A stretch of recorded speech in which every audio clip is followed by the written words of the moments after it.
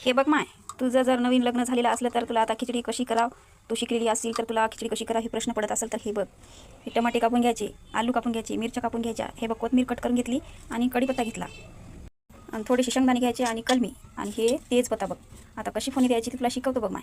आणि तर खलबत्त्यामध्ये मी अद्रक लसूण कुटून घेतलं. तू पण असंच करायचं. तुला खलबत्ता नसलं ते मिक्सरमधून कुटू शकतोस. हे बघ आता मी इथं थोड्या तिक्क्या घेतो बघ आणि तेल तपलंय त्याच्यात टाकून देतो बघ. असंच करायचं मी जसं टाकलं तसं. तिक्क्याला तेलामध्ये नाचू द्यायचं. नंतर तेजपत्ता टाकायचा बघ. नंतर हे कलमी टाकायच्या आणि गॅस कमी ठेवायचा बघ माय. हे बघ थोडेसे शेंगदाणे टाकून द्यायचे, याला भाजू द्यायचं छान. हे बघ ताजा कढीपत्ता टाकून वरपून घेतला आणि आपण बघून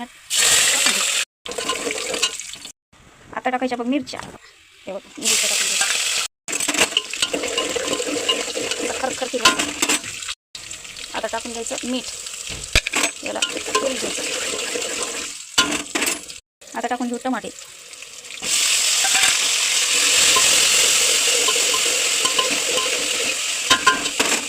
आता टाकून घ्यायचे आलू. आता टाकू कोथिंबीर, याला फिरून द्यायचं. आता याच्यावर हळद टाकून छान फिरून द्यायचं. आता मी थोडासा इथं शाही मसाला घेतलेला आहे बघ, याच्यात टाकून घेऊ. शाही बिर्याणी बघून फिरायले. अद्रक लसूणचा वास भाजल्याच्या नंतर वेगळाच येतो म्हणून मी नंतर लास्टला अद्रक लसूण टाकलेला आहे बघा. थोडं वेगळं कसं असते, अद्रक लसूण जास्त तेलात भाजले की मला वेगळाच वास येतो, त्याच्यामुळे मला आवडत नाही. मी थोडं दुनियाच्या वेगळी खिचडी करते. हे बघा छान मटेरियल भाजले. आता याच्यात पाणी टाकून घ्यायचं. वाव किती छान वास यायला बघा. करून बघा नक्की. माझ्या चॅनलमध्ये नवीन असेल तर चॅनलला सबस्क्राईब करा, व्हिडिओला लाईक करा, शेअर करा आणि छान कमेंट करा खिचडी कशी वाटते तुम्हाला. हे बघा कोकणचे डबरे तांदूळ आणि गावरानी मुगाची डाळ खरी जात्यावर भरलेली टपरासहित हे धुवून टाकायचं. हे बघा कोकणचे डबरे तांदूळ आणि गावरानी मुगाची डाळ आता आपण टाकून घेऊ. आता थोडी उकळी यायली. हे बघा कशी दिसायची खिचडी, हे बघू शकता.